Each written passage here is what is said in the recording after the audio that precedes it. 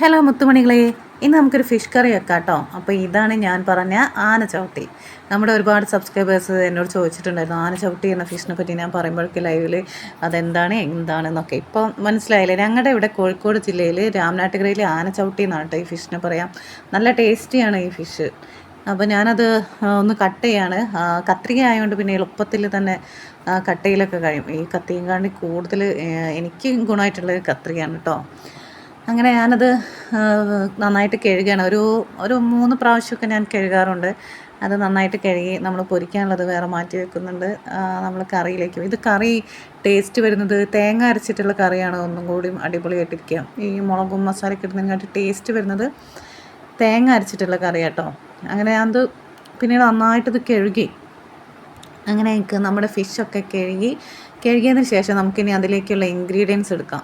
തേങ്ങ അരയ്ക്കുന്നുണ്ട് ഒത്തിരിയൊന്നുമില്ല. അപ്പോൾ ഞാനൊരു തക്കാളിയും കുറച്ച് ഇഞ്ചിയും ഒരു മൂന്നോ നാലോ പച്ചമുളക് നടു ചീന്തിയതാണ് കേട്ടോ എടുത്തത്.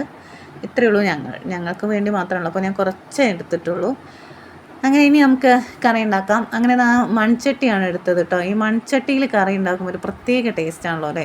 പൊതുവേ ഞാൻ വിറകടുപ്പിലൊക്കെയാണ് കറി ഒക്കെ ഉണ്ടാക്കാറുള്ളത്. പക്ഷേ ഇന്ന് കുറച്ച് ലേറ്റായി പോയി. ഈ മീൻ കിട്ടിയപ്പം കുറച്ച് ലേറ്റായി. അങ്ങനെ ഞാൻ ഇഞ്ചി കുത്തി വെച്ചതാണേ. നമ്മുടെ ആ ഒരു ആട്ടമീൻ ഉണ്ടല്ലോ അതിൽ കുത്തി വെച്ചാണ്. അങ്ങനെ പിന്നീട് ഈ ചട്ടിയിലേക്ക് പച്ചമുളകും ഇഞ്ചിയും തക്കാളിയും ഒക്കെ മിക്സ് ആക്കിയിട്ട് നമ്മൾ ആദ്യം എടുത്ത് വെക്കണം. പിന്നീട് നിങ്ങൾക്ക് ആവശ്യമുള്ള മുളക് പൊടി ഉപയോഗിക്കാം കേട്ടോ. എനിക്ക് ഇവിടെ കുറച്ച് എരിവ് വേണം. അപ്പോൾ ഞാൻ 3 ടീസ്പൂൺ മുളക് പൊടിയാണ് ഇട്ടത്. 3-4 ടീസ്പൂൺ മുളക് പൊടിയാണ് ഞാൻ ഇട്ടത്.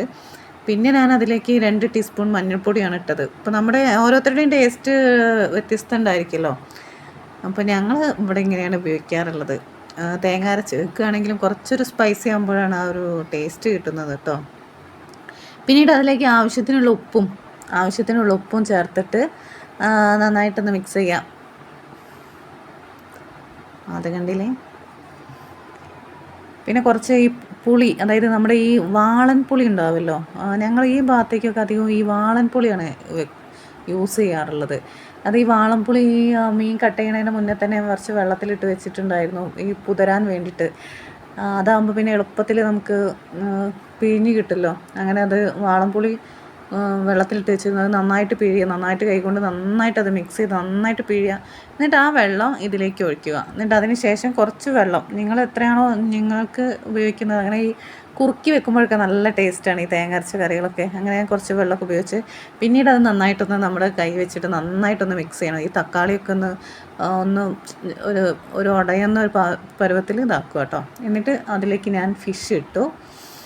എന്നിട്ട് ഞാനത് ഗ്യാസിലാണ് വെച്ചത്. പ്രാവശ്യം അടുപ്പിലേക്കല്ല ഞാൻ വെച്ചത്, ഗ്യാസിലാണ് വെച്ചത്. സമയം ഒത്തിരി ആയതുകൊണ്ട്. അങ്ങനെ അത് തിളയ്ക്കുന്ന ആ ടൈം ആകുമ്പോഴേക്കും നമുക്ക് കുറച്ച് തേങ്ങ ചെരുവിതും അതിലേക്ക് ഒരല്പം മഞ്ഞൾപ്പൊടിയും പിന്നെ ഒരു 3 ചെറിയുള്ളി എന്നാണ് കേട്ടോ ഞങ്ങളുടെ ഇവിടെ പറയുക. ചിലർ ചീനുള്ളി എന്നൊക്കെ പറയും. ചെറിയുള്ളിയും കുറച്ച് പെരുംജീരകവും ഒരല്പം, പെരുംജീരകമൊക്കെ അല്പം മതി കേട്ടോ. അത് ഓവറാകുമ്പോൾ വേറൊരു ടേസ്റ്റ് കിട്ടും. അങ്ങനെ ഒരല്പം പെരുംജീരകം എടുത്തിട്ട് ഞാനത് മിക്സിയിലിട്ട് നന്നായിട്ട് അരയ്ക്കുകയാണ് ചെയ്തത് കേട്ടോ. വളരെ സിമ്പിളാണ് ഈ കറി ഉണ്ടാക്കാൻ. അതുപോലെ തന്നെ ഈ കറി നല്ലൊരു ടേസ്റ്റും കൂടിയാണിത്. നിങ്ങളൊക്കെ ഒന്ന് എന്തായാലും ട്രൈ ചെയ്തിട്ട് എന്നോട് പറയും വേണേ. അങ്ങനെ അത് നന്നായിട്ട് ഞാൻ പിന്നെ അത് അരച്ചു. അപ്പോഴേക്കും നമ്മുടെ കറി എന്തായി നോക്കിയപ്പോൾ കറി നന്നായിട്ട് അവിടുന്ന് തിളയ്ക്കുന്നുണ്ടായിരുന്നു. അങ്ങനെ പിന്നെ ഈ കറിയിലേക്ക് ഞാൻ ഈ മിക്സ് ഇട്ടു കേട്ടോ. മിക്സ് ഇട്ടതിന് ശേഷം ഇത് വീണ്ടും നന്നായിട്ട് ഇളക്കുക. അപ്പോൾ ഒരു പ്രത്യേക സ്മെല്ലൊക്കെ വരും. നല്ലൊരു അടിപൊളി വൈബ്. അങ്ങനെ നന്നായിട്ട് പിന്നെ ആ തേങ്ങ അരച്ചതും കൂടി ഒഴിച്ചപ്പോൾ അത് നന്നായിട്ട് തിളച്ചു. പിന്നെ അതിലേക്ക് കറിവേപ്പില ഇട്ടു.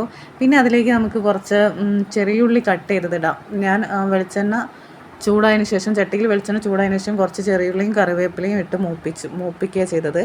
എന്നിട്ട് നന്നായിട്ട് അത് മൂത്ത് വരുമ്പോൾ അതും കൂടി അതിലേക്ക് ഒഴിക്കുക കേട്ടോ. അപ്പോൾ ഈ കറി എല്ലാവരും ഒന്ന് ഉണ്ടാക്കി നോക്കണം. നല്ല അടിപൊളി ടേസ്റ്റാണ്. എന്നിട്ട് അഭിപ്രായം പറഞ്ഞു കേട്ടോ.